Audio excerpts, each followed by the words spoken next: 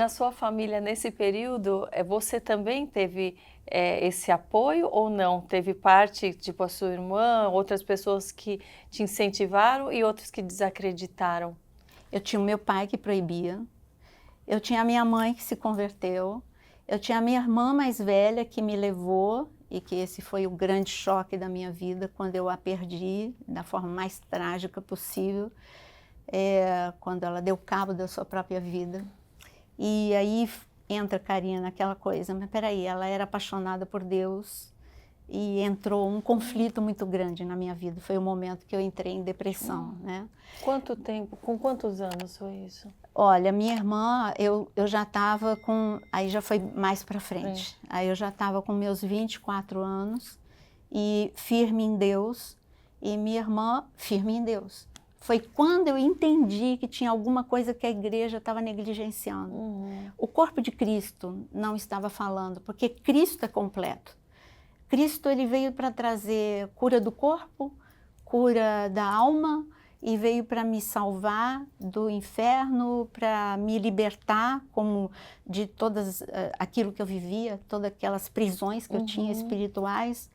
Mas ninguém tinha me apresentado esse Jesus que se importa com as minhas emoções. Tudo isso que eu estou te falando era a Naira espiritual, apaixonada por Cristo, dedicada, mergulhada. Mas eu continuava com os meus traumas, eu continuava com as minhas dificuldades, eu continuava tímida, eu continuava isolada e eu continuava com coisas que eu não tinha superado, eu só tinha colocado embaixo do tapete. E quando você põe embaixo do tapete, mais dia menos dia você tropeça. Sim. Então foi aí que eu tropecei. O suicídio da minha irmã foi a gota d'água de uma série de coisas que eu tinha que lidar e não estava lidando. E foi quando eu entrei num buraco negro, né? A depressão, eu digo que é um buraco negro que, como que pode uma pessoa tão apaixonada por Cristo como eu era, não conseguir enxergar mais a luz? Eu continuava apaixonada. Eu continuava amando Deus. Continuava lendo a palavra, declarando tudo. Como que você acha que... Então, ler a palavra, eu não estou falando de uma depressão simples. Sim. Eu estou falando de uma depressão profunda. Eu fui parar aos meus 41 quilos. Eu não conseguia mais comer, nem me hidratar e nem levantar da cama. Eu não estou falando de uma depressão normal. Nesse nível de depressão, a tua mente não funciona direito. Sim. Eu conseguia falar com Deus, eram coisas monossilábicas. Me socorre, eu não quero morrer, eu quero viver, eu quero te servir. Eu conseguia pedir socorro, mas eu não conseguia nem fazer frases. Sim. Eu não conseguia ler a palavra. Eu tinha a Bíblia do meu lado, mas eu tentava ler, mas eu não conseguia entender. Esse nível de depressão, Karina, você não consegue ler duas frases, embaralha tudo na tua mente. E olha que eu sempre fui ávida leitora, e eu não conseguia entender como sair daquele buraco. Eu só pedia socorro, e foi quando Deus enviou literalmente o socorro, né? Eu digo que o maior erro das pessoas é ter medo de pedir socorro, é ter medo de que as pessoas pensem de que ela perdeu a fé porque ela está mal emocionalmente. Sim. E eu falei assim, o dia que eu descobrir como sair desse buraco, eu vou ensinar as pessoas de que quem está com depressão ama a Deus, quem tem ansiedade ama a Deus, só não sabe como sair dessa situação, mas ama a Deus. E eu vou ensinar essas pessoas. E Deus mandou de uma forma tremenda. Minha mãe, quando ela me viu, ela entrou em choque. Minha mãe morava, eu sou de São Paulo. Sim. Minha mãe morava aqui, eu estava morando em Recife. Sim. E minha mãe ficou sem me ver 6 meses. Quando ela me viu, ela só chorava, porque eu era cadavérica. Esse período depois do falecimento da sua irmã, levou 6 meses? Foi logo em seguida a questão da depressão? Foi logo em E seguida. o tempo que você ficou distante também da sua Foi, mãe, ficou porque sozinha, se isolou? Eu não tinha força nem para sair, para ver minha mãe, para socorrer minha mãe, eu não tinha força. E minha mãe achou estranho. Então minha mãe falou, eu estou indo, você... E ela sabia da minha ligação com a minha irmã, minha mãe logo sentiu que algo não estava bem. Quando ela me viu naquele estado, ela não sabia como me ajudar, mas ela fez da melhor forma. Ela foi para uma reunião de orações em São Paulo aqui, E ela só chorava, e uma pessoa perguntou para ela por que ela chorava tanto, se ela podia ajudar. A minha filha está morrendo, eu perdi uma filha e estou perdendo outra.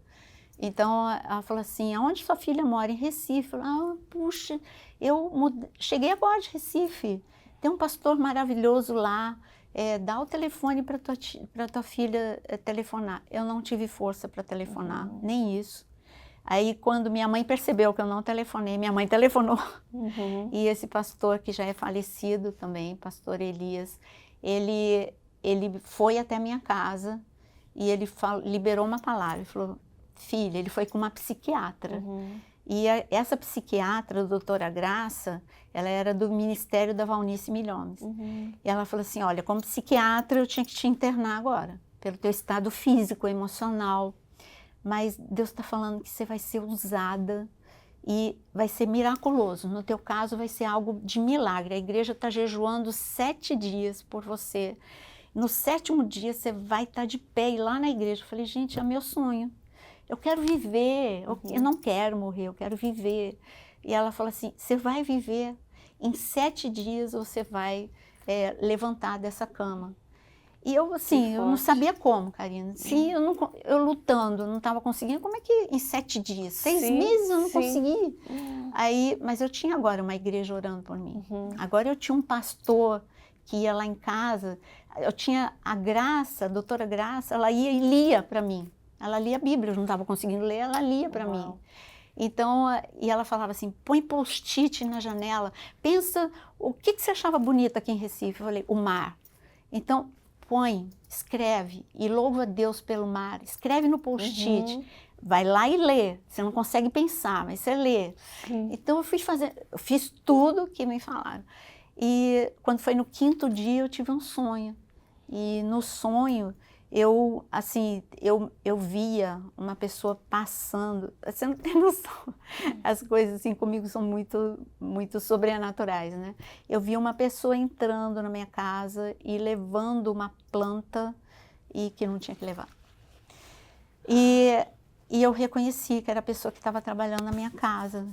E eu contratei, sem saber, uma mãe de santo. Porque eu já não enxergava mais nada.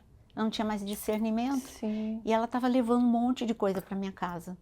Eu não ia mais no tanque, meu tanque estava cheio de vela. Tem noção? Nossa! Então, enquanto você estava acamada assim, ela começou a levar as coisas. Levar. E aí o pastor falou assim, quando eu contei o sonho, porque Deus sempre falou muito comigo em sonho. Quando eu contei o sonho, o pastor falou assim, nós vamos agora tirar tudo isso da tua casa. Fez uma limpeza, você vai abençoar essa pessoa, ora por ela, abençoa, dispensa, mas abençoa com bênção, paga 3 salários de bênção para ela. E agora vai começar a sua trajetória de você sair disso. Foram 2 coisas juntas, espiritual e emocional, né? E quando foi no 6º dia, eu acordei cantando. Assim, eu não vi que eu fui para o banho, imagina, eu tinha que ir me arrastando para o banho. Eu saí, pulei da cama, fui para o banho e estava cantando. Falei, gente, eu estou cantando.